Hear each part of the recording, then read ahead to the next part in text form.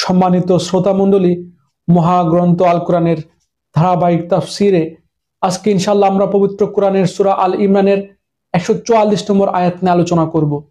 এই আয়াতে মহান আল্লাহ রাব্বুল আলামিন বলেন, وما محمد إلا رسول قد خلت من قبله الرسل أفإن مات أو قتل انقلبتم على أعقابكم ومن ينقلب على عقبيه فلن يضر الله شيئا وسيجزي الله الشاكرين।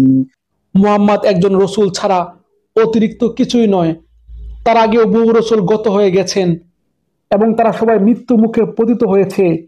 তাই সে যদি মরে যায় অথবা তাকে কেউ মেরে ফেলে, তাহলে তোমরা কি তার আনিত জীবন ব্যবস্থা থেকে মুখ ফিরিয়ে নেবে? আর যে ব্যক্তি এ থেকে মুখ ফিরিয়ে এনে সে কখনো আল্লাহর দ্বীনের কোন রকম ক্ষতি সাধন করতে পারবে না। আল্লাহ তাআলা অচিরেই কৃতজ্ঞ বান্দাদের প্রতিফল দান করবেন।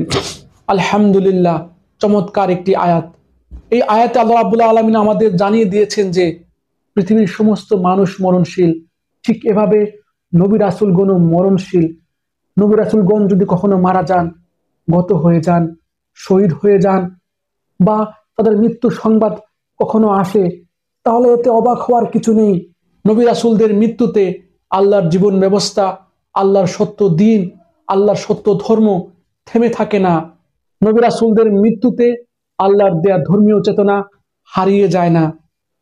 আমাদের আলোচ্য আয়াতটি আমাদের প্রিয় নবী হযরত মুহাম্মদ সাল্লাল্লাহু আলাইহি ওয়াসাল্লাম যখন মারা গিয়েছিলেন তখন খুব কাজে দিয়েছিল। মদিনার বুকে রাসূল সাল্লাল্লাহু আলাইহি ওয়াসাল্লামের মৃত্যুর খবর শুনে, ওফাতের খবর শুনে তার প্রিয় সাহাবীরা বেসামাল হয়ে উঠলেন, পাগল প্রায় হয়ে গেলেন। ঠিক তখনই হযরত আবু বকর রাদিয়াল্লাহু আনহু আমাদের আলোচ্য আয়াতটি সাহাবীদের মধ্যে বারবার তেলাওয়াত করে রাসূল সাল্লাল্লাহু আলাইহি ওয়াসাল্লামের সাহাবীদেরকে শান্ত করলেন এবং পরিস্থিতি স্বাভাবিক করলেন। সমস্ত সাহাবীরা বুঝতে পারলেন, রাসূল হোক, সাধারণ মানুষ হোক, সকলে মরণশীল, সবাইকে পৃথিবী থেকে চলে যেতে হবে। কিন্তু কারো মৃত্যুতে আল্লাহর দ্বীন, আল্লাহর ধর্ম, সত্য ধর্ম কখনো থেমে থাকবে না।